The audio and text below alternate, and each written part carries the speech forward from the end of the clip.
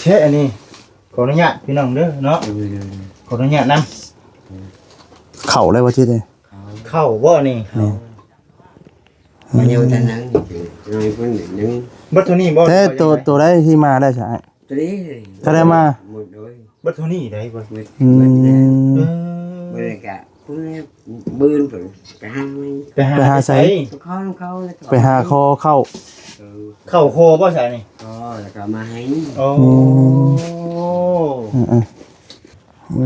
ม ลูกเมียเด้ไปใส่เบิด nghe bóng บ่มีบ่โอ้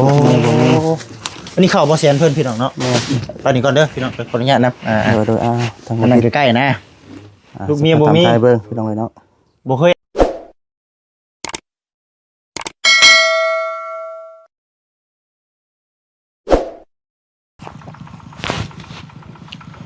กราบทักทายสบายดีเด้อเนาะสบายดีและสวัสดีพ่อแม่พี่น้อง FC กันเบิดสุขุสู่คนพี่น้องเนาะเอาพี่น้องเนาะมื้อนี้ทางบ่สดีก็ได้เดินทางมาหาเนาะทางอ้ายส้มพี่น้องเนาะที่ว่าทางบ่แสนเพิ่นมีข่าวดีเนาะพี่น้องเนาะมาให้มื้อนี้พี่น้องเนาะก็มีทางผู้หลักผู้ใหญ่เนาะทางต่างประเทศประสานพี่น้องเนาะซื้อ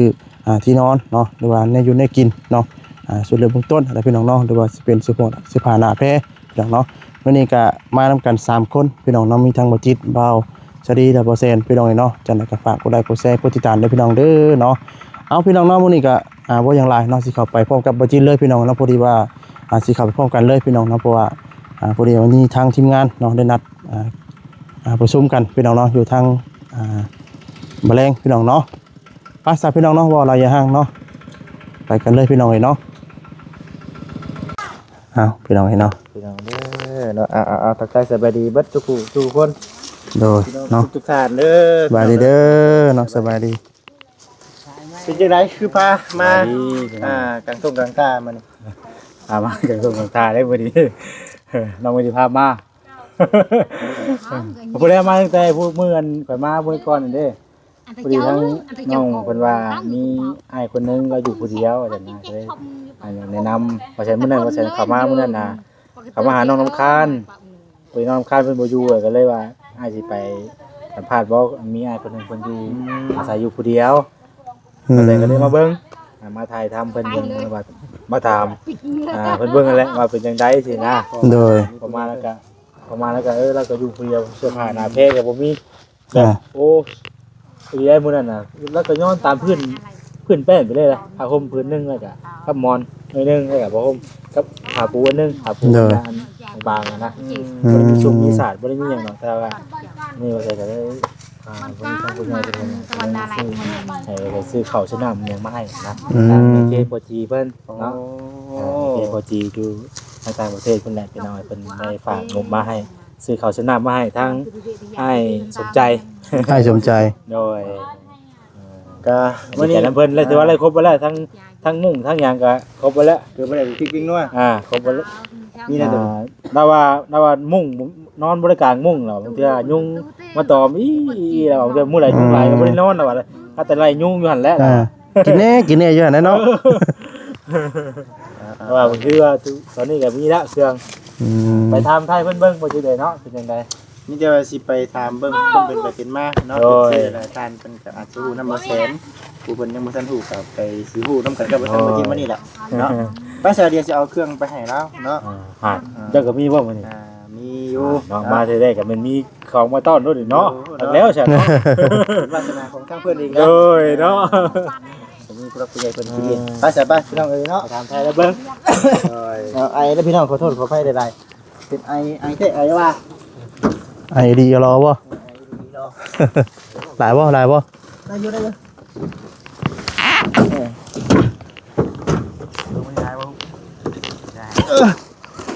มาพี่น้องเนาะไอ้ทั้งบาสตี้เพิ่นเป็นมือกล้องให้ไม่เข้าไปนำกันเลยมื้อนี้โดย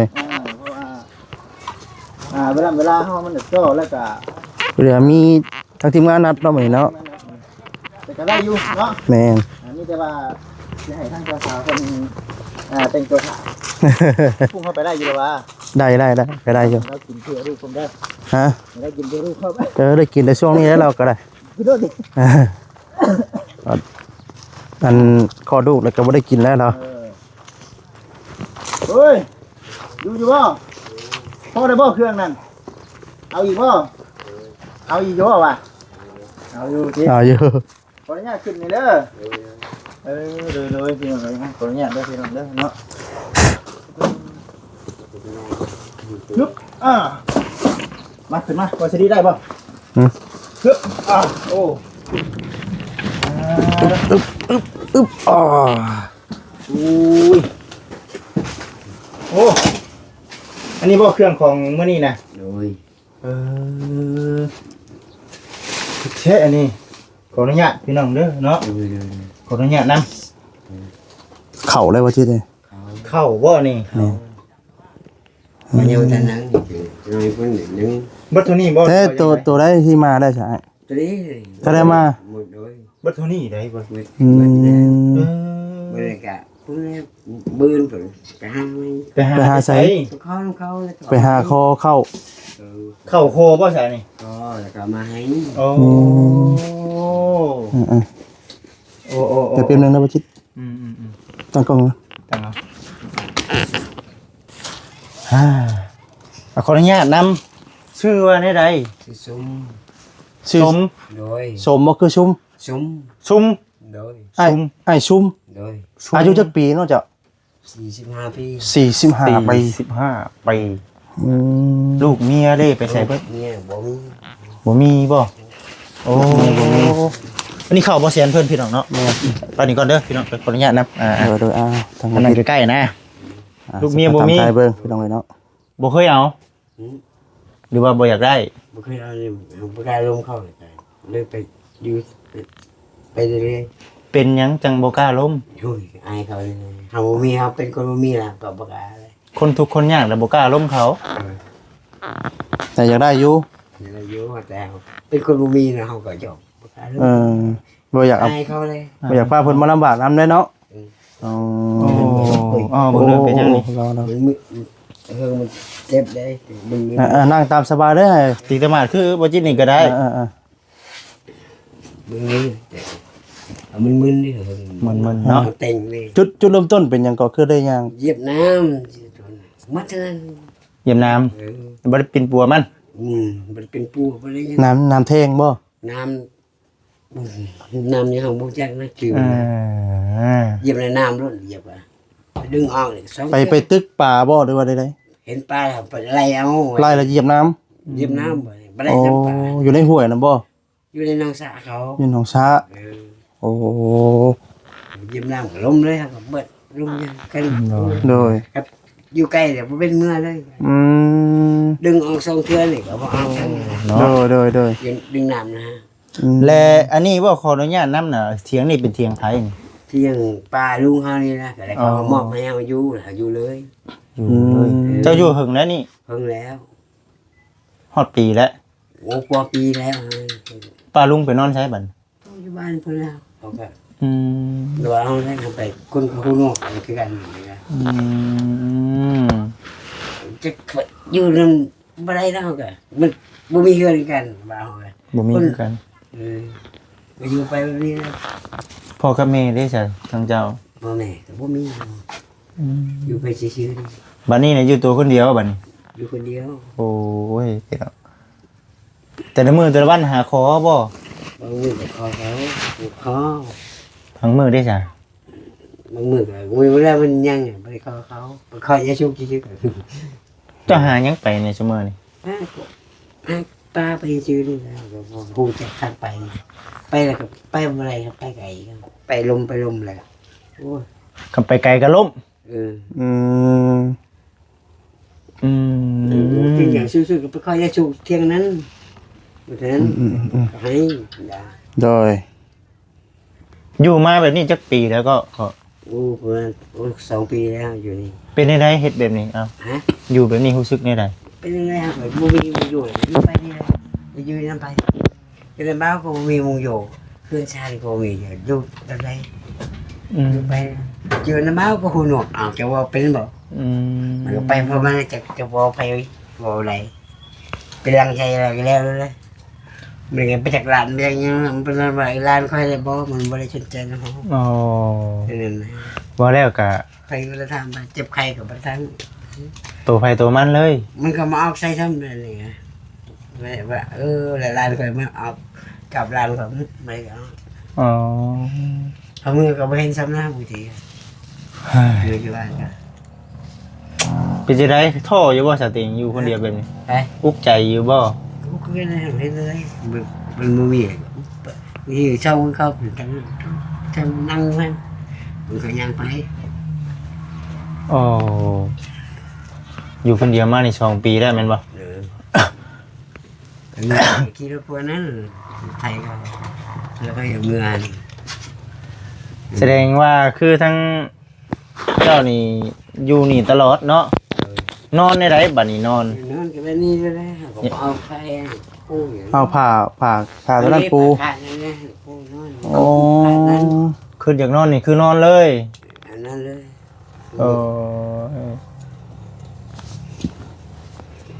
พี่น้องเอ้ยเนาะคือทางพอชุ่มเนาะพอชุ่ม ส้มบ่ โดย พอชุ่ม หอส้ม ซุ้ม เนาะ ชุ่มเนาะ เป็นคนที่อยู่ให้อยู่หน้าเนาะอยู่คนเดียวตัวคนเดียว ดินให้ดินนะบ่มี บ่มี หยังเป็นของตัวเอง บ่มียังงูควายยังบ่มีนี่สิ แตะกี้เลยฉัน ตะกี้ก็บ่มียัง กี้ก็บ่มี อย่าตีพี่น้องก็บ่มีบ่ มีห้องอ่ะมีสิ ญา มี ติ ก็ผู้หนุ่มตาบอดแหละผู้หนุ่มบ่าวห้องก็มีแต่ชอบคนนั้นบ่าว อ๋อ ก็เจ้าครอบครัวเขาเนาะ เมียซ้ำบ่เนี่ยน่ะมีเมียบ่าวห้องก็ อ๋อ มันร้านเคยออกมาเบิ่งมันเข้าแล้วพี่ล้างใช้เฮาแล้วก็แล้วขึ้นก็ยังล้มเลยนะ โอ้ น่าเลยกันเข้าแล้วเห็นว่ามียืนเสียงนี่นะ โดย คุยเรื่องอะไรไป อ่า เดี๋ยวตัวเองบ่ได้เคยได้เข้าบ่หรือว่าจังได๋ บ่ มีแต่หาคอเอาอย่างเดียว ก็เคยเห็นนาไทยนี่ก็ให้สิหาสอบ มาได้ย้ำให้ย้ำหน้าไปดำเจ้าเพิ่นอยู่บ่ ก็ให้บ่ให้ดำซะมันยางก็พอแห้งแล้ว อ๋อ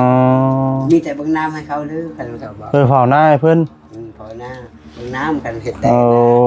ปันคันว่าขาดบ่เบิ่งน้ำให้เขา โดย โอ้เอาแบบนี้พี่น้องเอ้ยเนาะ แต่ว่าพอไทยหน้าบ่ดำน้าอุ้ยยังบ่ ยอมแล้วติ เขาไปกับลมเขาก็ย่านเฮาคือกัน โดย ย่านลมสนามซะยังเขาตายเด้ ย่านคือกันเนาะ เขาย่านนะเขาเลยเบิ่งเขายากก็ย่างไงก็อะไรอย่างนี้ปุ่นอะไรเบิ่งเขายากนะ อยู่ไปวันนี้นะ โดย เอาพี่น้องเอ้ยเนาะกะสู้ๆแน่เนาะ ทุไป ตะกี้เราน่ะบ่มีหยังพี่น้องเนาะอยู่แถวนี้เด้อเนาะคือ เครื่องของที่ FC เห็นนี่คือบ่แสนเพิ่นหากระซื้อมาให้เนาะ แม่นมามื้อนี้พี่น้องเอ้ย มามื้อนี้แหละดีใจอยู่บ่ ดีใจเลยมีเครื่องมีของมีมุงนอน ช่วงยามหนาวตะกี้เฮ็ดจังได๋ซั่น นั่นน่ะก็น้ำแห้งกับลงพิงไฟเดียวตอกนี่แหละดังไปยัน นอนอยู่หั่นเลยบ่ บ่ไปนอนนั่งไปพิงเมื่อยเลยก็ ขึ้นมาเถอะ นั่งแล้วขึ้นนอนอยู่นี่ ยุงคือสิหลายเนาะ ยุงบ่มียามหนาวเนาะ บ่คือยามนี้แล้วเนาะ ยามหนาวเลยบ่มียุงเลย ฮ้อนนี่มี ยามร้อนเลยโอ้ยนอนบ่หลับแล้ว บ่ได้เว้าเด้อเนาะยามร้อน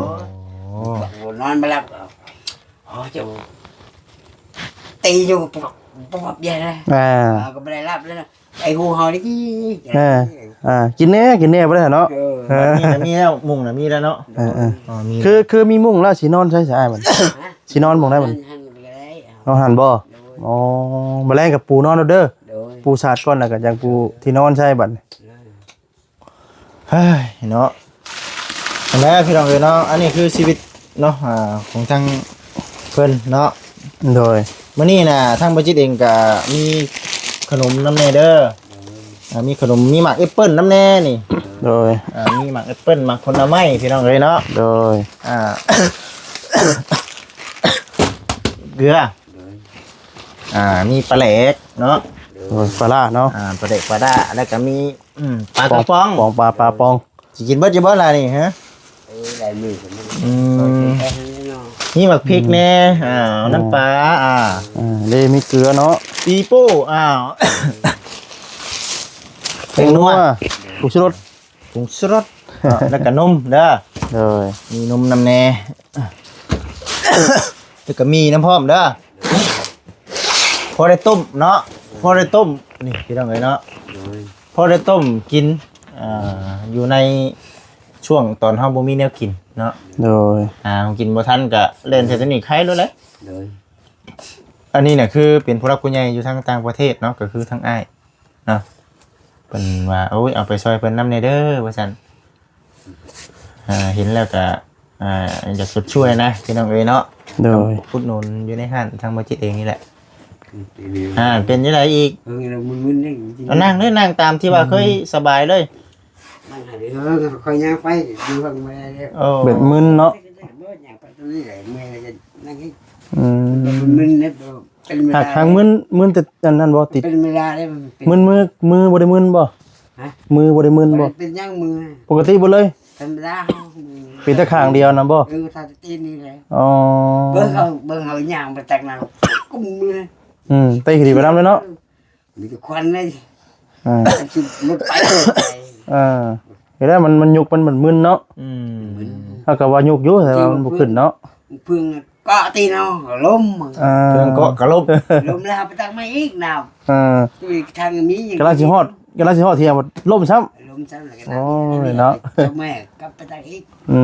น้ำใช่เดี๋ยวนี้ได้จ้ะเจ้าเอาน้ำใส่ ใช่แกน้ำจานนั่นแหละ หาไปเอง ไปขอยไปพุ่นเลยขอยไปยาวไปพุ่น อย่าเอาลายเนาะ เอาแบบเศร้าเมื่อยอย่างนั้นกกก็บักคำคนนั้น โดย อย่าเอาลายไม่ต้องเอาลายเนาะ เขาก็เอาถึงน้อยไป บัดนี้หาอยู่หากินได้เอาตัวเองอะสมมติว่ามีเขาแล้วนี่ หากบหาเก็บไปเท่านี้แล้วกระปูกระปลาขุดไปทำขนาดนี้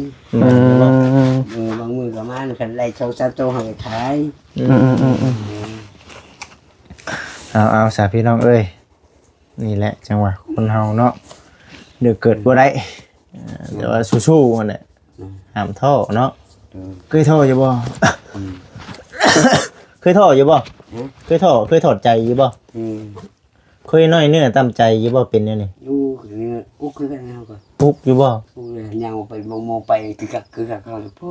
ทรมานแต่เขา ตัวนั้นมั่นใจ เป็นแบบให้แบบเขาผูกคอตายเขาไปเจ็บ บ่ฮักบ่เฮ็ดแม่นบ่ เขาไป ผู้คอตายนี่บ่เฮ็ดเนาะ บ่เฮ็ดเขาไปเฮ็ดคือเขาอ่อนเขาเจ็บไปก็มึงมุกไปบางทีบางทีเขามีอาหารหลายก็มาให้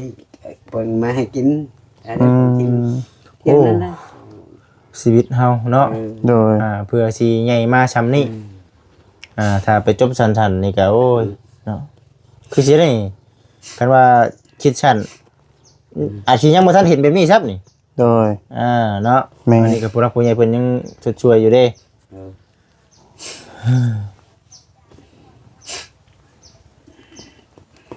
นี่แหละพี่น้องเอ้ยเอามีแต่ให้ครับทั้งเอิ้นนี่ได้เอิ้นลุงบ่หรือว่าเอิ้นหยังเอิ้นพ่อ อะไรก็ได้ เอิ้นอ้ายเนาะ เอาอ้าย ยังบ่ทันได้มีลูกมีหยังเนาะ แม่ เมียแล้ว ยังเมียก็ยังบ่ได้อยู่ ผู้จักเมียจักเป็นอะไร ตอนเป็นผู้เว้าคือบ่ล้มเอานี่ ผู้เป็นว่าก็เกิดมาก็เขามียังจักดีจะเขาเหี่ยว ละอายบ่ อายเขาไปที่กาว่าเขา มีคนโอ้ เขาเป็นคนมีเหี่ยวเขาธนาเขาบอกธนาเขาแบบโอ้ไปทางไมเลย เคยเห็นแบบนี้เนาะ เกี่ยวกับปากกาลงเขาบอก เคยดินชาวอยู่บ่แต่เขาเป็นบ่าว บอก โอ้ บ่เคยเล่น เคยเห็น ไป ตัวเอง ก็ นะ ไปตำลังมูอยู่ตำลัง โอ้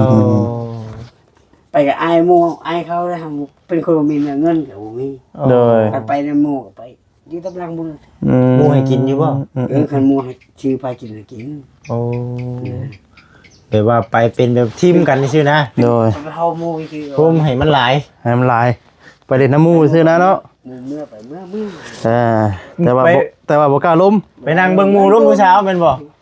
ไปนั่งเบิ่งหมู่ร่มมื้อเช้าเนาะ วันนี้ได้เงินไปอยู่ โอ้อันนี้คือเว่าในความแบบว่าเราบ่เคยสังครอบสังครัวพี่น้องย้อนคือเห็นตัวเองว่าเฮาทุกอย่างลำบากบ่อยากเฉาะกับเรื่องนี้เนาะอันนี้ก็เป็นความคิดของทางเราเนาะ โดย ก็ในใดก็ตามแต่ขอให้สู้ใน สู้ไปมูแบบนี้ อืม มีแต่ว่าทั้งอ้ายเด้ออันน่ะขอบคุญขอบคุณอยู่ผู้รักผู้ใหญ่เพิ่นอยู่ทางต่างประเทศเป็นอ้ายคือกันเท่านั้นก็ได้เอาอวยใช้อวยพรให้เพิ่นแน่ยกมือขึ้นขอบคุญขอบคุณเพิ่นแน่ขอบคุณเด้อให้เป็นลำให้รวยให้เป็นได้ให้หังให้มี โดย กว่าเก่าเนาะโอ้ยถ้าใส่เพิ่นนี่แล้วเขาเป็นคนบ่มีสาธุเนาะพี่น้องเอ้ยก็อันนี้แหละมีแต่ว่า FC มีความคิดเห็นยังไงก็คอมเมนต์กันเข้ามาพี่น้องเพราะว่าเราก็อยู่เราเป็นมีตลอดมาผ้าห่มผืนนอนก็บ่มีตะกี้นะบ่มีแบบนี้เลยโอ้ยบ่มีผู้ใดมาเดียวแลอีกสินอนหนาวอยู่กับบ่มีไผมีไผเขาก็ที่เขาก็เมื่อเที่ยงเขายันเขาแค่นอนแล้วก็เมื่อเขาเพียเขาน่ะอยู่ผู้เดียวน อนแล้วก็หาปืนไปดังยังไอ้ยุ่งแล้วเอาปืนไปเข้าอยู่ทางเนี่ยดังอยู่ทางเที่ยงนอนอยู่ทางพี่ก็ได้เอาควันไฟมาอุดดุ้งเนาะเนาะมีแต่ตัดสินใจคักเนี่ยใดมันโมเมนต์ก็ห้ามเฮ็ดเนาะตั้งติดตั้งใจในการหาอยู่หากินนั่นแหละเลยป้าไว้ให้เด้อย่างนี่ย่างยากแม่นบ่ยากเลยย่างที่ได้กินข้างแบบย่างกินแต่พวกนี้บางทีก็ล้มหาที่มือลงไปเนาะอันมือตีนน่ะตีนมือบ่ได้ลมคุมภาพไปเนาะลมผุลมภาพลมผุแต่ทำได้จะนึกแตกก็ถือ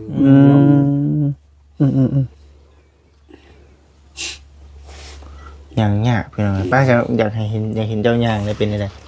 อยากเห็นเจ้าย่างเลยย่างก็ได้น่ะเอาย่างในเรือนบ่คืออยู่ลงตารางก็ได้ลงตารางก็ได้ตารางบ่มาเบิ่งดูเป็นอะไรเบิ่งซ้ายได้แม่นลากเลยเป็นอะไรตัวนี้มันมึนบ่เบิ่งนี้มึนอ๋อเบิ่งซ้ายได้แม่นลากเลยเป็นผู้ชู้ชื่อชูเบิ่งนี้สมมุติว่าไม่กระเท่าแล้วใช่กระเท่าไม่เท่าไม่กระเท่ามาแบบนี้ย่างกันยังร่มแล้วเอาแบบนี้เนาะเราเอาไม่กระเท่าดูย่างมาเลยย่างมาพี่ย่างมาหาพี่เอาต่อมาผมกินนี่คิดว่าเมาเหล้าได้บ่ได้เมาแม่นบ่โดยมีเงินสิซื้อเหล้าเนาะบ่เกือบขี้นี่บ่เกือบแล้วนะพี่น้องเอ้ยเบิ่งแน่คนสีเลยเกือบคนละสไตล์แล้วไม่เงินสิเกือบแต่งแน่ว่าอะไรเกือบคิดได้บ่ขี้เอามีแต่อดทนสู้ไปก่อนเครื่องของนี่ก็ถือว่าหลายเติบเลยเด้เนาะโดยเพื่อกินเบิดนี่ก็ถือว่าโอ้ยคือสิมีแห้งหลายเติบเนาะจะว่าเช่าบ่จักคือมีแล้วเซาดีมุกดีใจแล้วยังได้โอ้แข็งเลยไปสาพี่น้องเอ้ยเนาะเป็นได้บ้างซะดิโอเคได้เด้อมีแต่ว่าเดี๋ยวสิได้จบคลิปแล้วก็สิได้เมื่อแหละพี่น้องเนาะก็น่าเนาะแม่นโอกาสหน้าคันว่ามีผู้รักผู้ใหญ่เพิ่นให้มาหาก็สิมาหาเราคือเก่าคือเห็นแหละนึงคือที่ทางของตัวเองก็บ่ได้มีเนาะคือชาดันแป้นของตัวเองก็บ่ได้มีโดยนอนตามเถียงให้เถียงหน้าไปจักยำเด้งจักยำพูนเนาะอยู่ไปแบบนี้แหละเนาะชูๆเด้อมีแต่สิกลับก็ได้เด้อสวัสดีอยู่ดีไม่แห้งอยู่ดีไม่แห้งพี่น้องโอ้น้องพี่น้องเอ้ยเพื่อจะขึ้นไล่เนาะพี่น้องเอ้ยมือมันจะดีคือแต่มือแข็งแรงแต่ว่ามือน่ะแข็งแรงเบิดตัวแข็งแรงเบิดเนาะมีแต่ว่าข้างตัวที่ว่าเหยียบน้ำน่ะเนาะมือนี่ได้นี่มึงนี้มันจะนั่นเลยโดยพี่น้องเลยป้าซาพี่น้องเนาะทั้งพอสดีกับสิได้ขอจบคลิปซะก่อนพี่น้องเนาะพี่ผัดจังใดก็ขอโทษขออภัยได้พี่น้องเด้อเนาะครับคำจาได้ทั้งพอสดีเนาะบ่บ่นั่นทูเนาะขอโทษขออภัยนำพี่น้องเนาะลำลาไปก่อนแล้วอยู่ดีไม่แห้งเบ้อสุขุสุขคนพี่น้องเนาะก่อนอื่นก็ขอบคุณทางผู้หลักผู้ใหญ่เนาะหรือว่าทางเมเคพอจีเนาะหรือว่าทางผู้หลักผู้ใหญ่ ทางต่างประเทศเบิดทุกท่านทุกคนเนาะทางบ่สะเดนี่ก็บ่มีแต่บุญแต่คุณเฮามีแต่คำอวยพรอวยไสเนาะขอให้ทางผู้รักผู้ใหญ่ใจดีเบิดทุกท่านทุกคนเนาะอยู่ดีมีแฮงมีแต่ความสุขความเจริญเด้อเนาะปราศจากโรคภัยไข้เจ็บทั้งปวงเนาะคิดเงินก่อนได้เงินคิดทองก่อนได้ทองเงินได้น้องทองไหลเข้าเงินไหลออกยามมื้อเช้าให้ไหลเข้ายามมื้อแลงเนาะเดินทางไปไสมาไสก็ขอให้ตลอดปลอดภัยเนาะสาธุเนาะร่ำรวยมันยืนเนาะลาไปก่อนพี่น้องเนาะสำบายดีเด้อพี่น้องเด้อนะสำบายดี